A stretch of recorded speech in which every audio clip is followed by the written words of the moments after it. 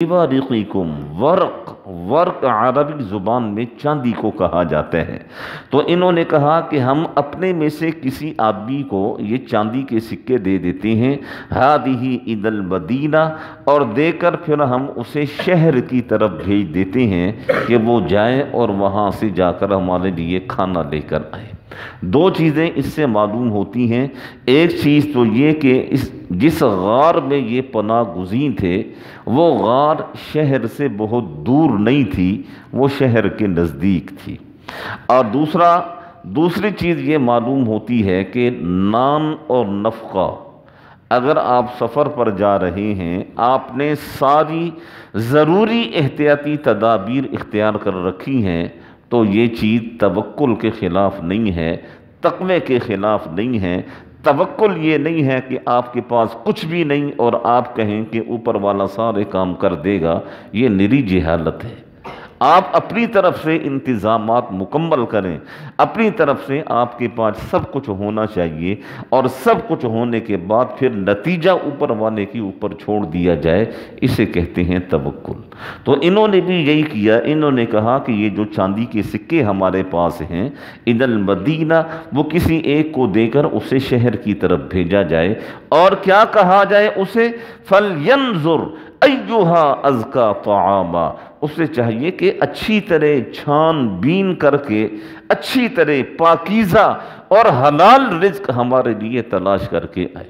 اس لیے کہ وہ بت پرستوں کی حکومت تھی، بت پرستوں کا شہر تھا، اور سارے ہی بت پرست تھے اور مشرک تھے، اور بت پرست اور مشرک ان کا ذبیحہ کس طریقے سے حلال ہو سکتا ہے؟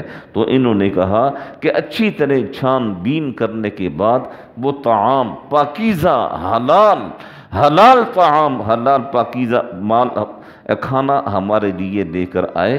فَلْيَأْتِكُمْ بِرِزْقٍ مِّنْهُ، اور اس طریقے سے وہ کھانے پینے کا سامان لے کر آئے۔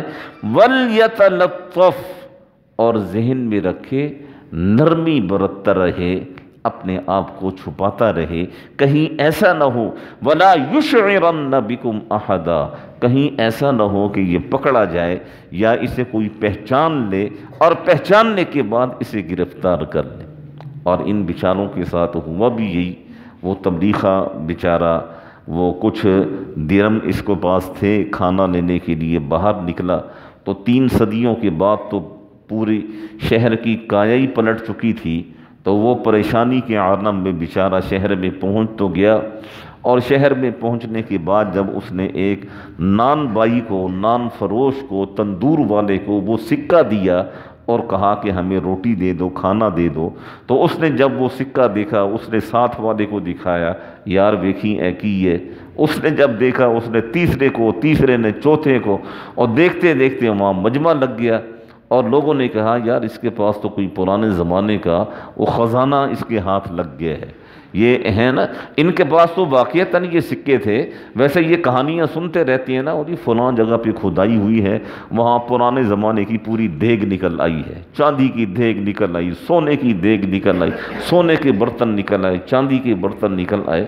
لیکن ان کے ساتھ یہ جو معاملہ ہوا ہے وہ حقیقت میں واقعتاً ان کے ساتھ ایسا ہوا ہے، اور پھر یہ بیچارہ پکڑا گیا، پھر اسے شہر کے بڑوں کے پاس لایا گیا، جو پورا واقعہ میں نے آپ دوستوں کو سنایا ہے۔ اور انہوں نے اسی خدشے کا اظہار کیا کہ اپنے آپ کو چھپا کر جانا، وَلَا يُشْعِرَنَّ بِكُمْ أَحَدًا، تمہیں کوئی پہچان نہ دے۔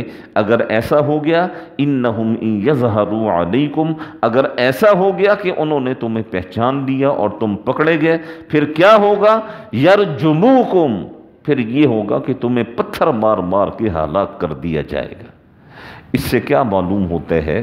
اس سے معلوم یہ ہوتا ہے کہ اس زمانے میں، اس دقیانوس بادشاہ کے زمانے میں ضابطہ یہ تھا، قانون یہ تھا کہ جو بھی شخص بت پرستی سے انکار کرتا تھا یا جو بھی شخص موحد بننے کی کوشش کرتا تھا، وہ ظالم اسے پتھر مار مار کے ہلاک کر دیتا تھا۔ سنسار کر دیتا تھا۔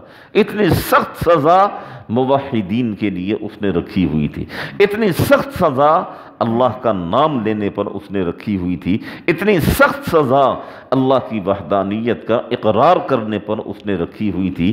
اسی وجہ سے انہوں نے اس خدشے کا اظہار کیا کہ دیکھو بڑی محتاط ہو کر جانا، اپنے آپ کو چھپا کر جانا، اگر خدا نخواستہ تم پکڑے گئے تو پھر ہمیں ڈر ہے یرجموکم کہ تمہیں پتھر مار مار کے وہ ہلاک نہ کر دیں، او یعیدوکم فی ملتہم، یا تم پر اتنا تشدد کیا جائے گا کہ تم توحید کو چھوڑ کر دوبارہ بت پرست بن جاؤ گے۔ اور اگر خدا نخواستہ ایسا ہو گیا ہمارے ساتھ، خدا نخواستہ ہم نے توحید کو چھوڑ دیا اور دوبارہ بت پرستی کو ہم نے اختیار کر لیا، وَلَن تُفْلِحُوا إِذًا أَبَدًا، پھر ہم کبھی بھی کامیاب نہیں ہو سکتے ہیں۔ کیسا زبردست ایمان تھا ان لوگوں کا، موت بھی سامنے کھڑی ہوئی تھی اور تکلیف بھی سامنے کھڑی ہوئی تھی، اور انہیں پتہ بھی تھا کہ اگر ہم پکڑے گئے تو پتھر مار مار کے ہمیں عبرت کا نشان بنا دیا جائے گا، یا اتنا تشدد کیا جائے گا کہ ہمیں مجبور کر دیا جائے گا بت پرستی اختیار کرنے پر۔ لیکن اگر ایسا ہو گیا وَلَن تُفْلِحُوا إِذًا أَبَدًا، تو ہم کبھی بھی کامیاب نہیں ہوں گے، کسی صورت میں ہم کامیاب نہیں ہوں گے۔